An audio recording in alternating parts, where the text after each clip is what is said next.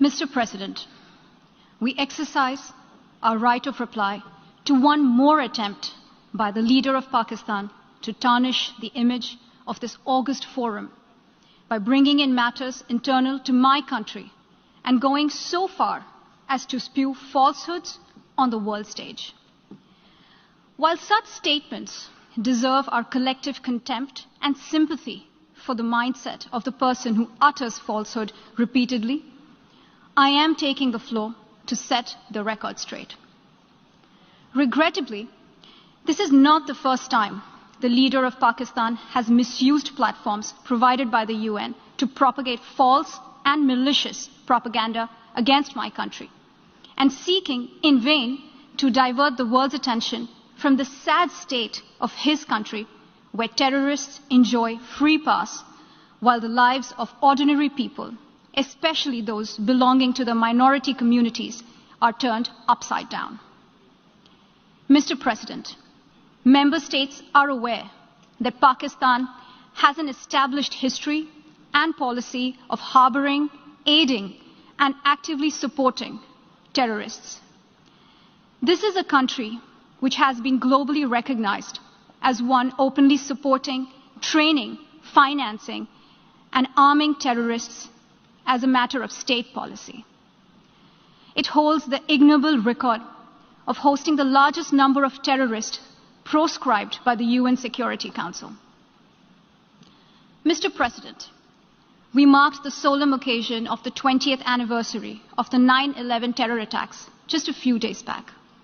The world has not forgotten that the mastermind behind that dastardly event, Osama bin Laden, got shelter in Pakistan. Pakistan leadership continues to glorify him as a martyr. Regrettably, even today, we heard the leader of Pakistan trying to justify acts of terror. Such defense of terrorism is unacceptable in the modern world. We keep hearing that Pakistan is a victim of terrorism.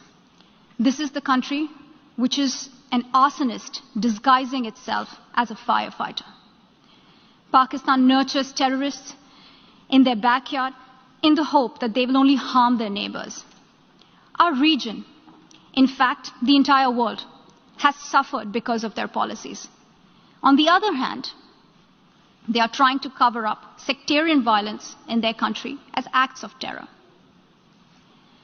Mr. President, this is also the country that still holds the despicable record in our region of having executed a religious and cultural genocide against the people of what is now Bangladesh. As we mark the 50th anniversary this year of that horrid event in history, there is not even an acknowledgement, much less accountability. Today, the minorities of Pakistan, the Sikhs, the Hindus, the Christians, live in constant fear and state-sponsored suppression of their rights. This is a regime where anti-Semitism is normalized by its leadership and even justified. Dissenting voices are muzzled daily, and enforced disappearances and extrajudicial killings are well documented. Mr. President, unlike Pakistan, India is a pluralistic democracy with a substantial population of minorities who have gone on to hold highest offices in the country, including as President, Prime Minister, Chief Justices, and Chiefs of Army Staff. India is also a country with a free media and an independent judiciary that keeps a watch and protects our constitution. Pluralism is a concept which is very difficult to understand for Pakistan, which constitutionally prohibits its minorities from aspiring for high offices of the state. The least they could do is introspect before exposing themselves to ridicule on the world stage.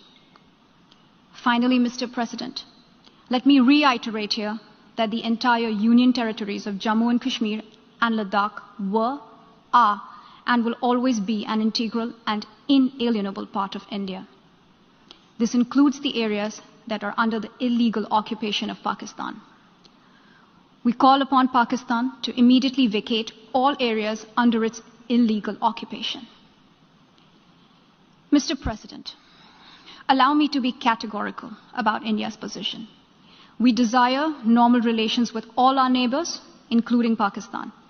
However, it is for Pakistan to work sincerely towards creating a conducive atmosphere, including by taking credible, verifiable, and irreversible actions to not allow any territory under its control to be used for cross-border terrorism against India in any manner.